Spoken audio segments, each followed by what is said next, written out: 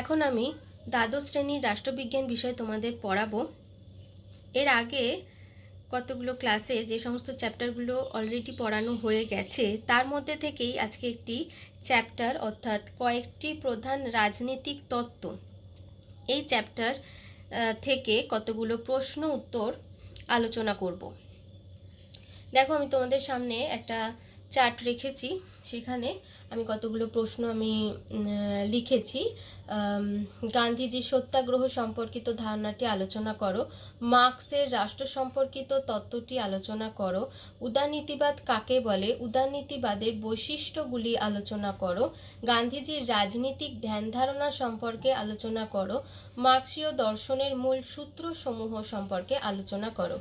এই যে কটা প্রশ্ন আমি এখানে লিখেছি, যে কটা প্রশ্ন আমি এক্ষুনি বললাম, প্রত্যেকটা প্রশ্নই বড় প্রশ্ন, অর্থাৎ 8 মার্কসের মতো তোমাদের উত্তর লিখতে হবে। সুতরাং বুঝতেই পারছো যে একটু বিস্তারিত এখানে তোমাদেরকে লিখতে হবে। এবং এই যে চ্যাপ্টারটা, যেটা আমি বললাম কয়েকটি প্রধান রাজনৈতিক তত্ত্ব, এই চ্যাপ্টারটা কিন্তু খুবই ইম্পর্ট্যান্ট একটি চ্যাপ্টার, এবং এই চ্যাপ্টার থেকে তোমাদের কিন্তু বেশিরভাগই বড় প্রশ্ন আসে। সুতরাং যে প্রশ্নগুলো আমি লিখেছি বড় প্রশ্ন হিসেবে, যেগুলো তোমরা দেখতে পাচ্ছ, উদারনীতিবাদ, গান্ধীজির রাজনৈতিক ধ্যান ধারণা, গান্ধীজির সত্যাগ্রহ, তারপর হচ্ছে মার্ক্সবাদ, প্রত্যেকটা প্রশ্নই তোমাদেরকে কিন্তু ভালো করে তৈরি করতে হবে। তো আমি যে প্রশ্নগুলো এখানে লিখেছি একটুখানি আমি আলোচনা করে দিচ্ছি প্রশ্নের উত্তরগুলো কিভাবে তোমরা লিখবে। তো প্রথমে যে প্রশ্নটা আছে, গান্ধীজির সত্যাগ্রহ সম্পর্কিত ধারণাটি আলোচনা করো। গান্ধীজির সত্যাগ্রহ সম্পর্কিত ধারণাটা লিখতে হলে আগে একটুখানি বলে নেবে যে গান্ধীজির কথা আগে একটু বলে নেবে, গান্ধীজি কে ছিলেন একটু বলে নেবে, গান্ধীবাদ বলতে আমরা কি বুঝি সেই সম্পর্কে আগে একটু বলে নেবে, এবং তারপরে তোমরা সত্যাগ্রহের ধারণা আসবে। তো সত্যাগ্রহের ধারণা সম্পর্কিত যে উত্তরটা, সেখানে তোমাদেরকে আগে উৎস সম্পর্কে লিখতে হবে। আমি তোমাদের যখন পড়িয়েছিলাম তখন বলেছিলাম যে সত্যাগ্রহ ধারণার উৎস কি, সেই উৎস সম্পর্কে আগে তোমাদেরকে লিখতে হবে, এবং তারপরে হচ্ছে প্রকৃতি সম্পর্কে লিখবে। প্রকৃতি সম্পর্কে, আচ্ছা তার আগে বলে নিই, উৎস সম্পর্কে আমি যখন পড়েছিলাম তখনও বলেছিলাম যে গান্ধীজি বাইবেলের সারমন অন দ্য মাউন্ট, তারপর হচ্ছে তিনি উপনিষদ ও শ্রীমদ্ ভগবদ গীতা থেকেও আত্মার শক্তি সম্বন্ধে যথেষ্ট পরিমাণে অবহিত হয়েছিলেন। তারপর চৈতন্য মহাপ্রভু ও মীরাবাইয়ের চিন্তাভাবনা এবং বৌদ্ধ ধর্ম ও জৈন ধর্ম তার জীবন ও কার্যকলাপকে যথেষ্ট পরিমাণে প্রভাবিত করেছিল।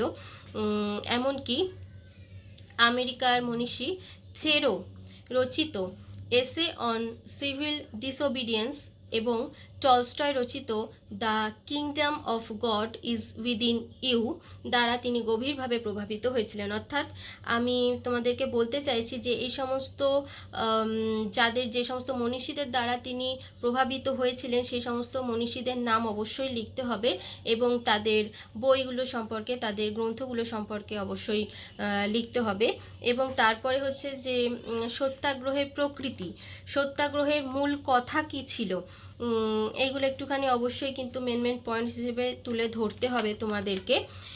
তারপর হচ্ছে সত্যাগ্রহের 3টে যে গুরুত্বপূর্ণ দিক ছিল, সেই 3টে গুরুত্বপূর্ণ দিক সম্পর্কে তোমরা লিখবে। 3টে গুরুত্বপূর্ণ দিক কি কি? সত্য, অহিংসা আর হচ্ছে আত্মনিগ্রহ। এই 3টে দিক সম্পর্কে লিখতে হবে। এবং তারপর হচ্ছে সত্যাগ্রহের বিভিন্ন রূপগুলো কি কি ছিল? অসহযোগ, আইন অমান্য, অনশন, পিকেটিং, তারপর হচ্ছে গঠনমূলক কর্মসূচি।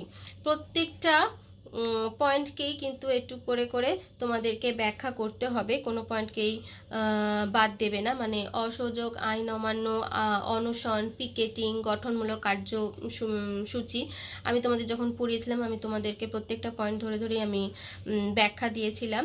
তো তোমরা যখন উত্তরটা লিখবে এইভাবেই কিন্তু তোমরা প্রত্যেকটা পয়েন্টকে ধরে ধরেই ব্যাখ্যা দেবে। আর এর আগে যেটা আমি বললাম যে সত্যাগ্রহের 3টি গুরুত্বপূর্ণ দিক কী কী ছিল, সত্য, অহিংসা, আত্মনিগ্রহ, এই 3টে পয়েন্টকেও কিন্তু ব্যাখ্যা দিতে হবে।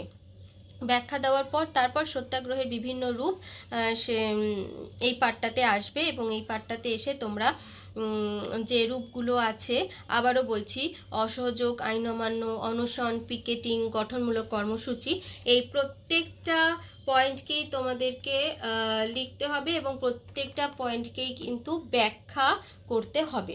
এইভাবেই সত্যাগ্রহ সম্পর্কিত যে ধারণা, সেই ধারণার উত্তরটা পুরো একটা কমপ্লিট অ্যান্সার তোমাদেরকে এইভাবে লিখতে হবে। পরের প্রশ্নে আসছি, মার্ক্সের রাষ্ট্র সম্পর্কিত তত্ত্বটি আলোচনা করো। মার্ক্সের রাষ্ট্র সম্পর্কিত তত্ত্বটি আলোচনা করো, এই প্রশ্নটাও ভীষণ ইম্পর্ট্যান্ট একটা প্রশ্ন, আবারও বলছি তোমাদের জন্য। এবং এক্ষেত্রে তোমাদেরকে প্রথমেই আগে বলে নিতে হবে যে মার্ক্সবাদ কী, সেটা আগে একটুখানি বলে নিতে হবে। এবং তারপর মার্ক্স লিখিত দাস ক্যাপিটাল, তারপর হচ্ছে কমিউনিস্ট ম্যানিফেস্টো, যে গ্রন্থটা লিখেছিলেন মার্ক্স এঙ্গেলস, এই গ্রন্থগুলোর নাম তোমাদেরকে অবশ্যই লিখতে হবে। এবং তারপরে রাষ্ট্র সম্পর্কে মার্ক্সীয় ধারণার মূল যে উত্তরটা, সেখানে তোমরা আসবে। এবং এখানে বলতে হবে যে মার্ক্সবাদ অনুসারে মানব সমাজের ক্রমবিকাশ 4টি স্তরে হয়েছিল। ক্রমবিকাশ কি বললাম? ক্রমবিকাশ, মানব সমাজের ক্রমবিকাশ 4টি স্তরে হয়েছিল। এই 4টে স্তর কি কি? আদিম সাম্যবাদী সমাজ, তারপর হচ্ছে দাস সমাজ, সামন্ততান্ত্রিক সমাজ, আর হচ্ছে পুঁজিবাদী বা বুর্জোয়া সমাজ। এই 4টে যে স্তর আমি বললাম, অর্থাৎ মানব সমাজের ক্রমবিকাশ যে 4টে স্তরে হয়েছিল, এই 4টে স্তরকেই কিন্তু ব্যাখ্যা করতে হবে।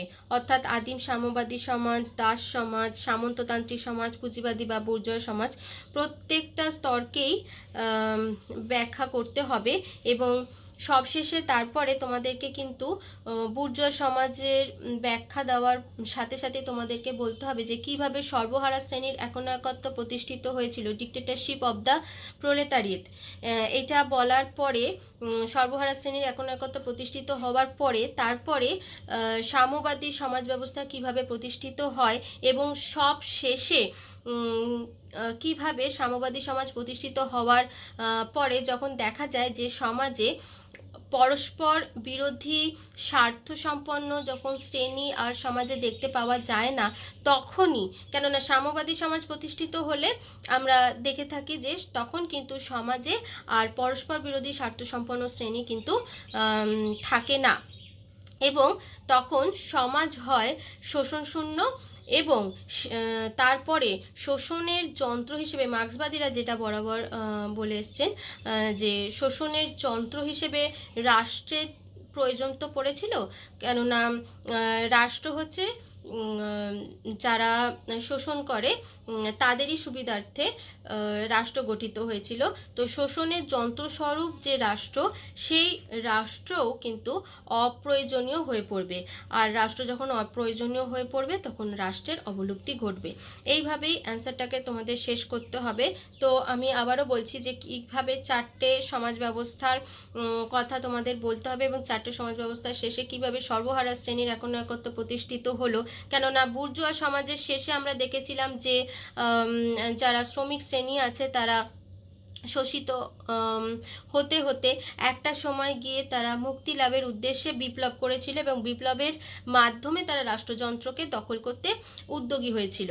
এবং এই বিপ্লবের ক্ষেত্রে বুর্জোয়াদের পতন এবং সর্বহারাদের জয়লাভ দুই সমানভাবেই হয়েছিল। এবং সবশেষে দেখা গেছিল যে যারা শোষিত শ্রেণী আছে তারা বিপ্লবের মাধ্যমে রাষ্ট্রীয় ক্ষমতা দখল করে, এবং তখন তখনই সর্বহারা শ্রেণীর একনায়কত্ব প্রতিষ্ঠিত হয়। তো এইভাবেই তোমাদেরকে বলতে হবে। এবং সর্বহারা শ্রেণীর একনায়কত্ব প্রতিষ্ঠিত হওয়ার পর কিভাবে আর রাষ্ট্রের প্রয়োজন পড়লো না, রাষ্ট্র কিভাবে অবলুপ্ত হয়ে গেল, এই পুরোটাই কিন্তু তোমাদেরকে বলে এই অ্যান্সারটাকে তোমাদের কমপ্লিট করতে হবে। 8 নম্বরের উত্তর, সুতরাং কিন্তু একটু গুছিয়ে তোমাদের উত্তরটা লিখতে হবে। পরের প্রশ্নে আসছি, উদারনীতিবাদ কাকে বলে? উদারনীতিবাদের বৈশিষ্ট্যগুলি আলোচনা করো। উদারনীতিবাদ কাকে বলে? তোমাদের যখন আমি পড়িয়েছিলাম তখন আমি তোমাদের বলেছিলাম যে উদারনীতিবাদ বলতে আমরা কি বুঝি, উদারনীতিবাদ কাকে বলে। তো সেখানেও আমি তোমাদেরকে বলেছিলাম যে উদারনীতিবাদের ক্ষেত্রেও একটি সর্বজনগ্রাহ্য সংজ্ঞা নির্দেশ করা কিন্তু যায় না। উদারনীতিবাদেরও একটি সর্বজনগ্রাহ্য সংজ্ঞা নির্দেশ করা যথেষ্ট কষ্টকর। সেই কারণে বিভিন্ন রাষ্ট্রবিজ্ঞানী তারা তাদের দৃষ্টিকোণ থেকে উদারনীতিবাদ সম্পর্কে সংজ্ঞা দিয়েছেন, উদারনীতিবাদকে সংজ্ঞায়িত করার চেষ্টা করেছেন। এবং তার সাথে সাথে এনসাইক্লোপিডিয়া ব্রিটানিকাতে উদারনীতিবাদ সম্পর্কে কি বলা আছে সেটাও তোমাদেরকে একটুখানি বলতে হবে। এবং তারপর হবহাউস কি সংজ্ঞা দিয়েছিলেন, সার্তরি উদারনীতিবাদ সম্পর্কে কি বলেছিলেন, হ্যারাল্ড ল্যাসকি উদারনীতিবাদ সম্পর্কে কি বলেছিলেন, এইগুলো একটুখানি তুলে ধরতে হবে। এবং উদারনীতিবাদ কে আমরা দেখে থাকি যে সংকীর্ণ ও ব্যাপক এই দুই অর্থেই উদারনীতিবাদ প্রযুক্ত হয়ে থাকে। তাহলে সংকীর্ণ অর্থে উদারনীতিবাদ বলতে আমরা কি বুঝি এবং ব্যাপক অর্থে উদারনীতিবাদ বলতে আমরা কি বুঝি, দুটোকেই একটুখানি করে ব্যাখ্যা দিতে হবে। এবং এইভাবে উদারনীতিবাদের সংজ্ঞা তোমাদের লিখতে হবে, বা উদারনীতিবাদ কাকে বলে এইভাবে লিখতে হবে। উদারনীতিবাদের বৈশিষ্ট্যগুলি আলোচনা করো। আমি যখন তোমাদের পড়িয়েছিলাম আমি তোমাদের বলেছিলাম যে কিভাবে কতগুলো বৈশিষ্ট্য উদারনীতিবাদের আছে। বেশ কয়েকটা বৈশিষ্ট্য উদারনীতিবাদের আমরা লক্ষ্য করে থাকি। তো উদারনীতিবাদের যে সমস্ত বৈশিষ্ট্যগুলো আছে আমি যখন পড়িয়েছিলাম আবারও বলছি যে আমি তোমাদের বলেছিলাম, দেখো বৈশিষ্ট্যগুলো কি কি আছে। আইনগত পৌর স্বাধীনতা, রাজস্ব সংক্রান্ত স্বাধীনতা, ব্যক্তিগত স্বাধীনতা, সামাজিক স্বাধীনতা, অর্থনৈতিক স্বাধীনতা, পারিবারিক স্বাধীনতা, স্থানীয়, গোষ্ঠীগত ও জাতীয় স্বাধীনতা, আন্তর্জাতিক স্বাধীনতা, রাজনৈতিক স্বাধীনতা ও গণসার্বভৌমত্ব। তাহলে অনেকগুলো পয়েন্ট তোমরা এখানে দেখতে পাচ্ছ। প্রত্যেকটা পয়েন্টকেই কিন্তু একটু একটু করে ব্যাখ্যা করতে হবে। ব্যাখ্যার মাধ্যমে একটা বড় প্রশ্নের উত্তর তোমাদেরকে লিখতে হবে।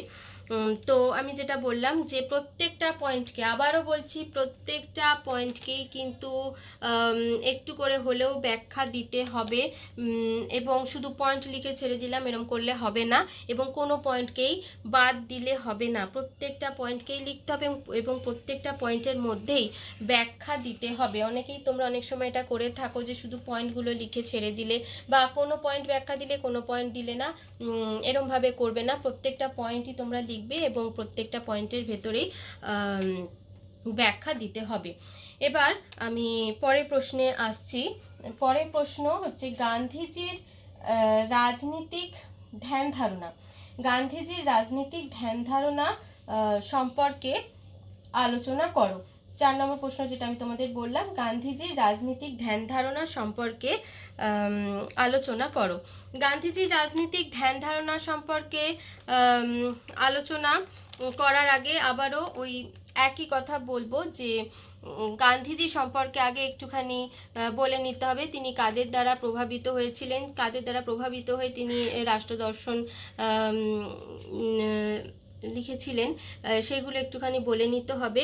এবং তার রাষ্ট্র সম্পর্কিত চিন্তার প্রকাশ ঘটেছিল কিন্তু তিনি 1908 সালে যে হিন্দ স্বরাজ গ্রন্থ লিখেছিলেন সেটার মাধ্যমে, সেই গ্রন্থের মাধ্যমে তার রাষ্ট্র সম্পর্কিত চিন্তার প্রথম প্রকাশ ঘটেছিল। এবং আমরা তো জানি যে গান্ধীজি তিনি কিন্তু আধুনিক যে রাষ্ট্র সেই রাষ্ট্রকে তিনি ভালো চোখে দেখতেন না।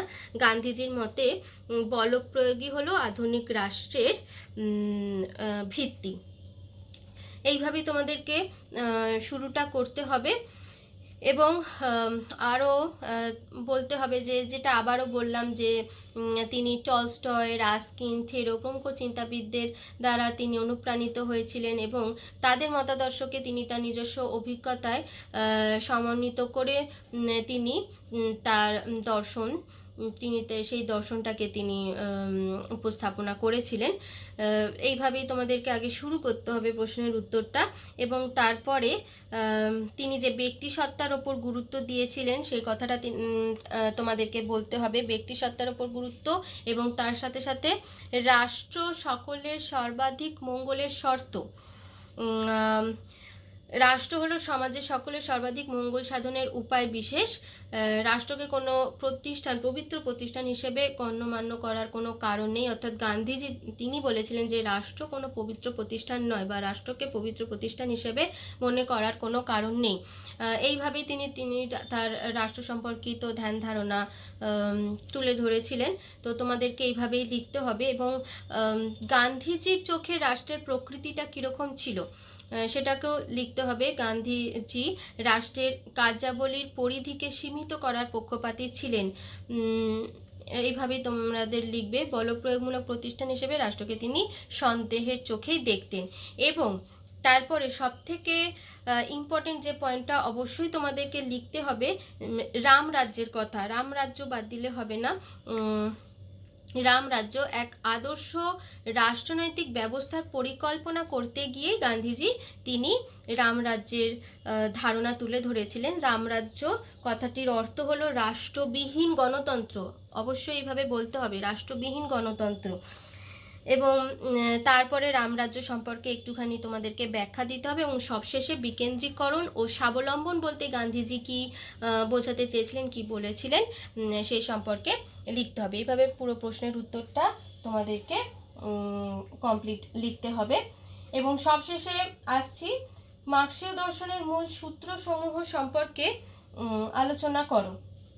মার্ক্সীয় দর্শনের মূল সূত্রসমূহ সম্পর্কে আলোচনা করো। যখন আমি তোমাদেরকে এটা পড়িয়েছিলাম তখন আমি বলেছিলাম যে মার্ক্সীয় দর্শনের কতগুলো সূত্র আছে, সেটা তো আমি তোমাদেরকে বলেছিলাম। কিন্তু এটা বলার আগে তোমাদেরকে অবশ্যই যেটা লিখতে হবে প্রশ্নের উত্তরের ক্ষেত্রে, যেটা লিখতে হবে সেটা হচ্ছে যে মার্ক্সীয় দর্শনের উৎস। এই উৎস সম্পর্কে আগে লিখতে হবে।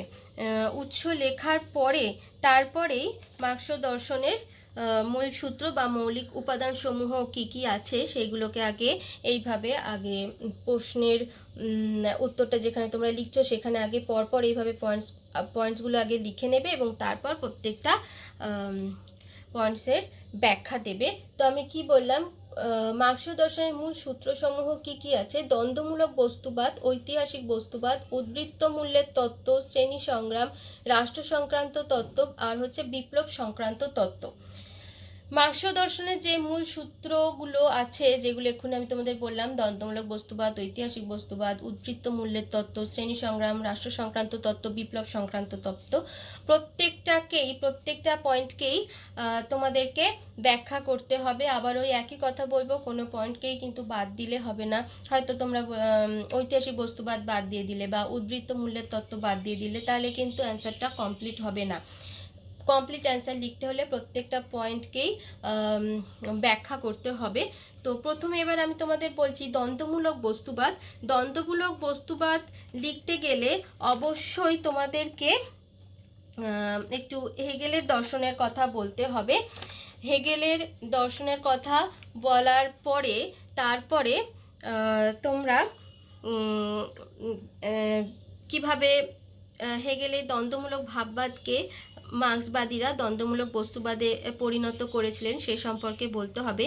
এবং তারপরে বাদ বা থিসিস, প্রতিবাদ, অ্যান্টিথিসিস এবং উভয়ের মধ্যে সংঘাতের ফলে কিভাবে সংবাদ বা সিনথিসিস সৃষ্টি হয় সেগুলো এই দ্বন্দ্বমূলক বস্তুবাদের মধ্যে এগুলো অবশ্যই লিখতে হবে।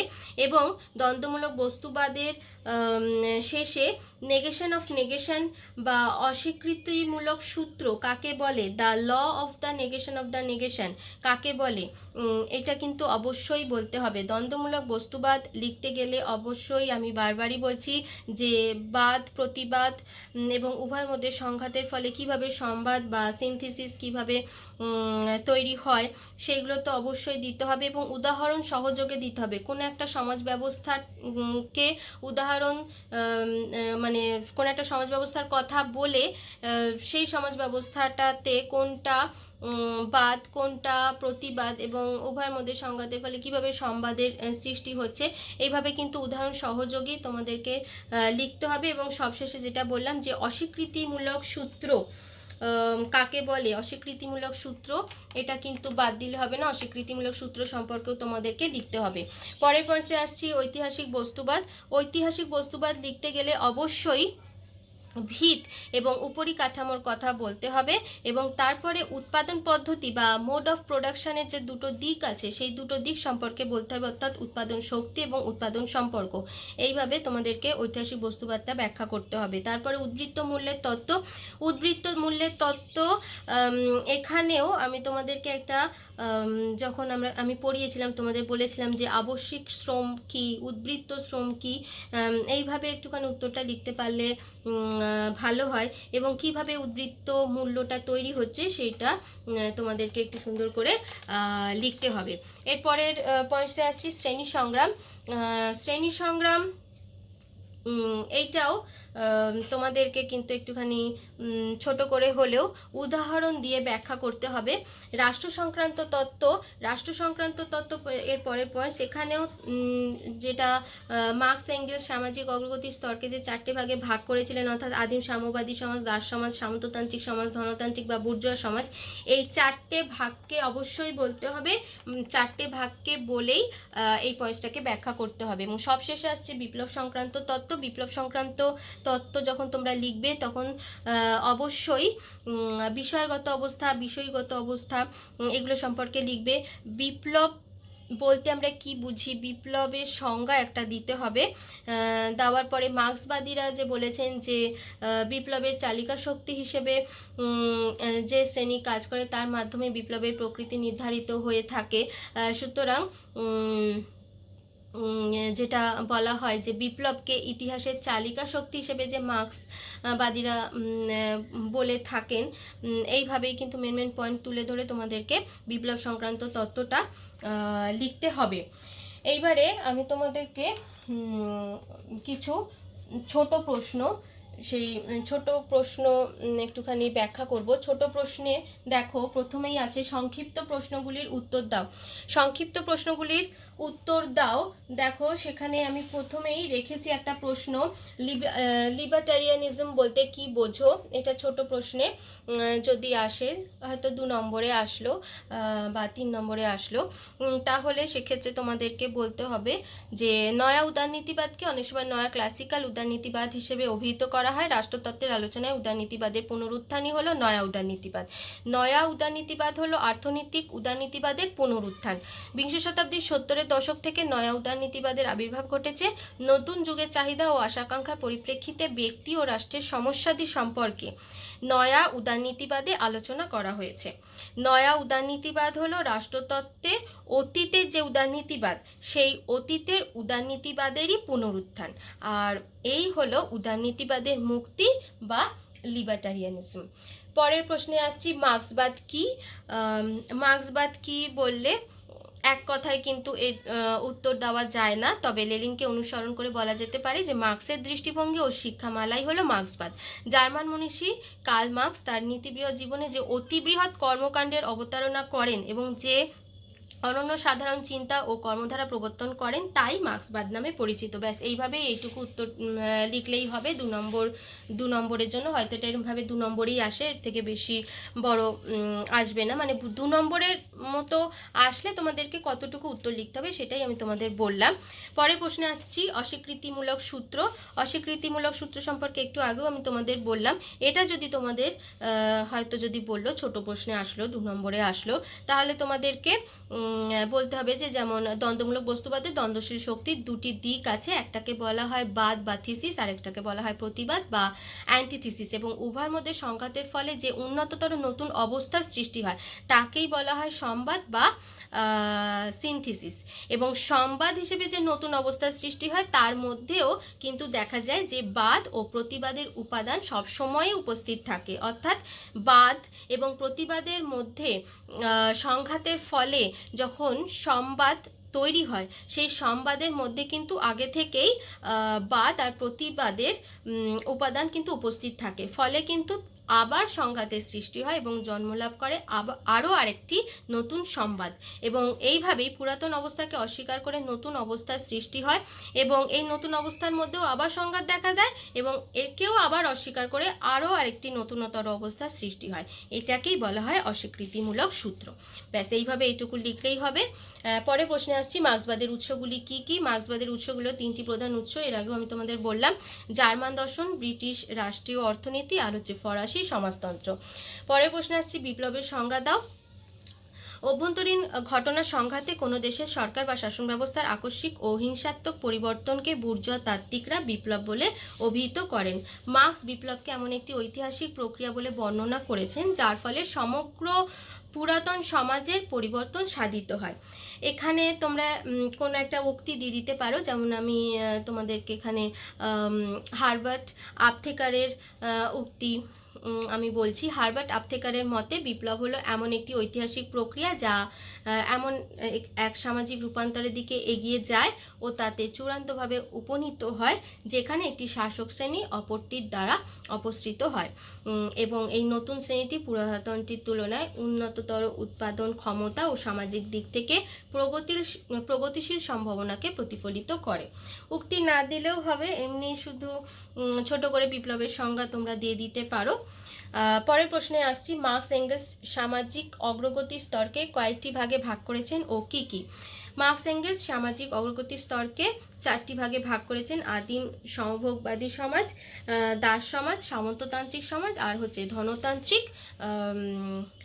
ধনতান্ত্রিক বা বুর্জোয়া সমাজ। এইভাবে তোমরা সংক্ষিপ্ত প্রশ্নগুলির, আমি তোমাদের এতক্ষণ যে প্রশ্নগুলো আলোচনা করলাম অর্থাৎ সংক্ষিপ্ত প্রশ্নগুলো অবশ্যই তোমরা বুঝতে পারছো, এগুলো খুব বড় উত্তর লিখতে হবে না, ছোট ছোট প্রশ্ন, তোমাদের অল্প উত্তর, মানে ছোট উত্তরের মধ্যেই তোমাদেরকে এই প্রশ্নের উত্তরগুলো শেষ করতে হবে। এরপরে আসছি পরের অবজেক্টিভ টাইপ প্রশ্ন। অবজেক্টিভ টাইপ প্রশ্নে আমি তোমাদেরকে কয়েকটা প্রশ্ন রেখেছি। অবজেক্টিভ টাইপ প্রশ্নে তোমরা যেভাবে তোমরা লেখো উত্তর সেভাবেই লিখবে। অনেকে যেটা করে থাকো যে শুধুমাত্র কোয়েশ্চেনের নাম্বার দিয়ে শুধুমাত্র উত্তরটা লিখে দিলে, এইভাবে লিখলে হবে না। যেমন আমি একটা উদাহরণ দিয়ে বলছি, ইংল্যান্ডের পিউরিটান বৈপ্লবিক আন্দোলন কবে হয়েছিল? তো তোমাদেরকে এইভাবেই লিখতে হবে যে ইংল্যান্ডের পিউরিটান বৈপ্লবিক আন্দোলন হয়েছিল বলে সালটা লিখবে। এইভাবে কিন্তু সম্পূর্ণ বাক্যে উত্তর লিখতে হবে। অনেকেই এটা করে থাকো যে শুধুমাত্রই উত্তরটা লিখে ছেড়ে দাও, সম্পূর্ণ বাক্যে উত্তর লেখো না, এটা করলে কিন্তু হবে না। তো আমি তোমাদেরকে এবার আমি একটু প্রশ্নগুলো বলে দিচ্ছি। অতি সংক্ষিপ্ত প্রশ্নগুলির উত্তর দাও। 1 নম্বর, ইংল্যান্ডের পিউরিটান বৈপ্লবিক আন্দোলন কবে হয়েছিল? আবারও বলছি, ইংল্যান্ডের পিউরিটান বৈপ্লবিক আন্দোলন কবে হয়েছিল? দ্বিতীয় প্রশ্ন, পশ্চিমী উদারনীতিবাদের জনক কাকে বলা হয়? আবারও বলছি, পশ্চিমী উদারনীতিবাদের জনক কাকে বলা হয়? তৃতীয় প্রশ্ন, ক্যাপিটালিজম অ্যান্ড ফ্রিডম গ্রন্থটি কার লেখা? আবারও বলছি, ক্যাপিটালিজম অ্যান্ড ফ্রিডম গ্রন্থটি কার লেখা? আবারও 3 নম্বর প্রশ্ন বলছি, ক্যাপিটালিজম অ্যান্ড ফ্রিডম গ্রন্থটি কার লেখা? 4 নম্বর প্রশ্ন, নয়া উদারনীতিবাদের প্রবক্তা কারা? নয়া উদারনীতিবাদের প্রবক্তা কারা? আমি কিন্তু এইভাবে প্রশ্নটা দিয়েছি, তো তোমরা কিন্তু কোনো একজন প্রবক্তার নাম লিখবে না। এখানে নয়া উদারনীতিবাদের প্রবক্তা অনেকেই আছে, তো তোমরা বেশ কয়েকটা নাম এখানে লেখার চেষ্টা করবে, শুধুমাত্র একজন প্রবক্তার নাম লিখে ছেড়ে দেবে না। পরের প্রশ্ন, সংবাদ বা সিনথিসিস বলতে কি বোঝো? আবারও বলছি, সংবাদ বা সিনথিসিস বলতে কি বোঝো? পরের প্রশ্ন, দাস ক্যাপিটাল গ্রন্থটি কার লেখা? আবার বলছি, দাস ক্যাপিটাল গ্রন্থটি কার লেখা? পরের প্রশ্ন, গান্ধীজির রাষ্ট্র পরিকল্পনার দুটি মূল কথা কি? গান্ধীজির রাষ্ট্র পরিকল্পনার দুটি মূল কথা কি? পরের প্রশ্ন, গান্ধীজির মতে রামরাজ্য কি? আবারও বলছি, গান্ধীজির মতে রামরাজ্য কি? রামরাজ্য কি? এখানে যেহেতু এটা অবজেক্টিভ টাইপ প্রশ্ন, তাহলে অনেক বড় করে লেখার দরকার নেই। এখানে শুধুমাত্র রাষ্ট্রবিহীন গণতন্ত্র, সেটাকেই গান্ধীজি রামরাজ্য বলেছিলেন, এইভাবে শুধু এইটুকু লিখলেই হবে। আচ্ছা, তারপর হচ্ছে 9 নম্বর প্রশ্ন, লিবারেলিজম গ্রন্থটি কার লেখা? 10 নম্বর, রাষ্ট্র হলো শ্রেণী শোষণের যন্ত্র, এটি কার উক্তি? রাষ্ট্র হলো শ্রেণী শোষণের যন্ত্র, এটি কার উক্তি? আগের প্রশ্নটা কি বললাম? লিবারেলিজম গ্রন্থটি কার লেখা? এই প্রশ্নের উত্তরগুলো তোমরা বাড়িতে লিখবে।